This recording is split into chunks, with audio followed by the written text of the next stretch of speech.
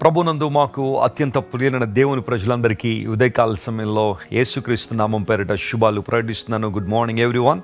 మీరందరూ క్షేమంగా ఉన్నారు కదా, భద్రంగా ఉన్నారు కదా? మీ ఆధ్యాత్మిక శ్రేయస్సు కోసం ప్రతిరోజు ప్రార్థన చేస్తున్నాము. రాజమండ్రి క్రైస్ట్ వర్షిప్ సెంటర్లో మరియు జాన్ వెస్లీ ఇంటర్నేషనల్ మినిస్ట్రీస్లో ఉన్న ప్రేయర్ పార్ట్నర్స్ అందరూ కూడా మీకోసం ప్రత్యేకంగా ప్రార్థన చేస్తున్నారు. దేవుని మహాకృప అనేక ప్రాంతాల్లో సంఘ స్థాపన చేయడానికి ప్రభు కృప చూపిస్తున్నారు.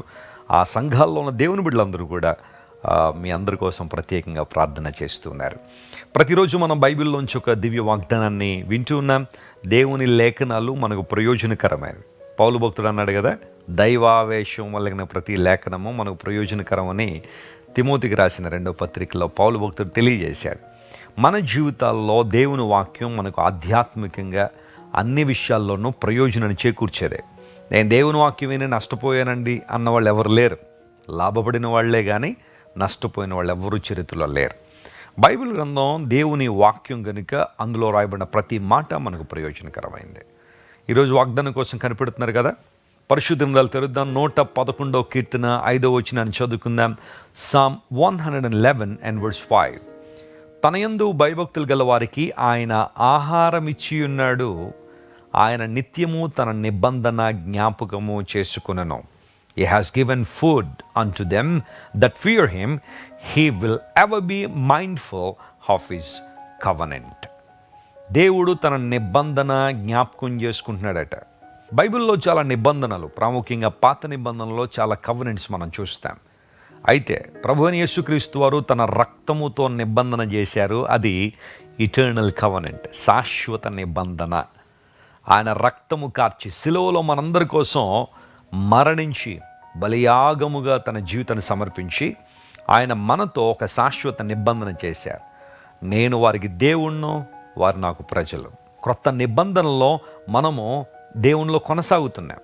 కృపా యుగంలో ప్రభువులో మనం కొనసాగుతున్నాం. ఇది చాలా గొప్ప ఆధిక్యత. దేవుడు తన నిబంధన ఏం చేస్తున్నాడట, ఆయన జ్ఞాపకం చేసుకున్నాడు. ఆయన మర్చిపోలేదు దాన్ని. కొన్నిసార్లు మనం దేవుణ్ణి మర్చిపోతూ ఉంటాం, ఆయన చేసిన ఉపకారాలు మర్చిపోతుంటాం.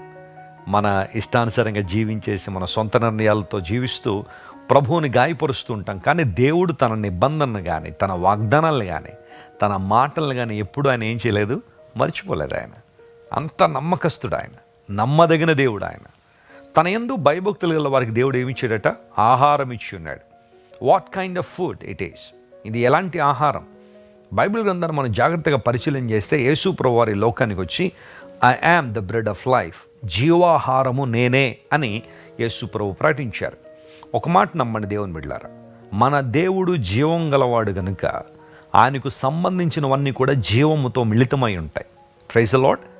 ఆయన జీవాధిపతి గనుక, జీవము గల దేవుడు కాబట్టి ఆయనే జీవాహారంగా మనకు అనుగ్రహించబడ్డారు. లోక సంబంధన ఆహారాన్ని భుజించేవారు మరలా ఆకలిగా ఉంటున్నారు. కానీ ప్రభువుని స్వీకరించిన వారు, ప్రభువుని కలిగి ఉన్నవారు ఇక లోక సంబంధన విషయాల మీద దృష్టి లేదు. వారు సాటిస్ఫై చేయబడుతున్నారు. వారి ఆకలి తీర్చబడింది, వారి దప్పిక తీర్చబడింది. క్రీస్తు ప్రభు రావడం వలన మన యొక్క దప్పిక, మన ఆకలిని తీర్చగలిగిన సామర్థ్యం కలిగిన దేవుడు ఆయన. ఒకవేళ ఇంతవరకు ఇంకా ఆధ్యాత్మిక దప్పిక నీలో ఉందా? ఒక తెలియని తృష్ణ నీలో ఉందా? ఒక తెలియని దాహం నీలో ఉందా? Come to Jesus. He is the living bread. ఆయన జీవాహారమై ఉన్నాడు. ఆయన సంఘము జీవము గల సంఘం అన్నాడు బైబిల్లో. దేవుడు జీవం గలవాడు కాబట్టి ఆయన ఆరాధించే సంఘం కూడా ఎలాంటిది? జీవం గల సంఘం. నువ్వు జీవం గల దేవుని సంఘంలో నాటబడ్డావా? నువ్వు వెళుతున్న సంఘం దేవుని వాక్యం మీద కట్టబడిందా? వాక్య విధానాల్లో వారు ముందు కొనసాగుతున్నారా? వాక్యానికి ప్రాధాన్యత ఉందా? పరిశీలించేయాలి. దేవుని సంఘం జీవం గలది. ఆయన జీవాధిపతి కాబట్టి నిత్య జీవాన్ని మనందరికీ కానుగ్గా ఆయన ఇవ్వగలడు. యేసు ప్రభు మరణాన్ని జయించి తిరిగి లేచిన జీవం గల దేవుడు ఆయన. తన యందు భయభక్తుల వారికి దేవుడు ఆహారం ఇస్తున్నాడు. నీ ఆకలిని తీర్చగలిగినవాడు, నీ అవసరాలు తీర్చగలిగినవాడు ఆయన, ఆహారం ఇచ్చువాడు ఆయన. లేఖనాల్లో అనేక రెఫరెన్స్లు ఉన్నాయి. దేవుడు తన గుప్పిలి తెరిచట ప్రతి జీవి కోరికను తృప్తిపరుస్తున్నాడని బైబిల్లో మనం చూస్తాం. ప్రతి జీవి కోరికను దేవుడు తృప్తిపరుస్తున్నాడు. తన గుప్పిలిలో ఆశీర్వాదాలు, తన గుప్పిలిలో దీవెనలు ఉంచుకున్న దేవుడు, ఆయన వైపు చూసిన ప్రతి ఒక్కరి అవసరాలు తీర్చగలిగిన దేవుడు ఆయన. ఈరోజు బహుశా నీ జీవితంలో ఏదో సమస్యతో సతమతం అవుతున్నావా? ఉదయాన్నే లేవడంతోనే ఆ సమస్య నేను బాగా కృంగదీస్తుందా? ఈరోజు ఎలా ఫేస్ చేయాలా? ఈరోజు ఎలాంటి పరిస్థితుల్లో నేను ఉండాలనే బాధతోనే ఉన్నావా?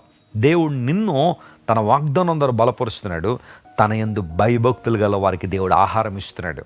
ఆధ్యాత్మిక ఆహారాన్ని సమృద్ధిగా ఇచ్చు దేవుడు భౌతికంగా కూడా మన అవసరాలు తీర్చగలిగిన సామర్థ్యం ఆయనకు ఉంది. ఈ జీవితం ఆయన ఇచ్చింది కనుక మన జీవితాల పట్ల దేవుడు ప్రణాళికలు కలిగి ఉన్నాడు. ఆయన యందు భయభక్తులు కలిగే అనుభవం నీలో ఉందా? కేవలం భక్తి మాత్రమే కాదు, దేవుని యందు భయం ఉందా? కేవలం భయం మాత్రమే కాదు, దేవుడు అంటే భక్తి కూడా ఉందా? బైబిల్లో ఎప్పుడు కూడా ఈ పదాలు కలిసే ఉన్నాయి. భయభక్తులు అనే పదాన్ని ఎక్కువగా మనం చూస్తాం.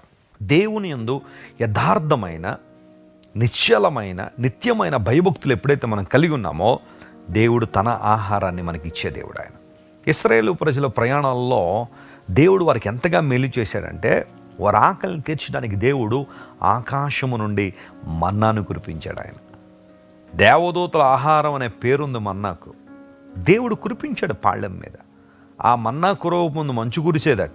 ఆ మంచు కురిసిన తర్వాత దేవుడు మన్నాను దాని మీద కురిపించేవాడు. ఎంత జాగ్రత్త ఆయన వహించాడో చూడండి. తన ప్రజల పట్ల దేవునికున్న ప్రణాళికలు అంత గొప్పవి. వాళ్ళు చేయాల్సిందంతా కూర్చుకోవడం, చక్కగా తినడమే. నీ జీవితంలో కూడా ప్రభు ఇచ్చే ఆశీర్వాదాలు నువ్వు కూర్చుకొని దేవునికి మహిమకరంగా జీవించగలవా? ఈరోజు ఈ వాగ్దానాన్ని క్లెయిమ్ చేసుకుని ప్రభువుని స్తుతించండి, ప్రభువుని గణపరచండి. దేవుడు మీకు ఆహారం ఇవ్వబోతున్నాడు. ఆమేన్.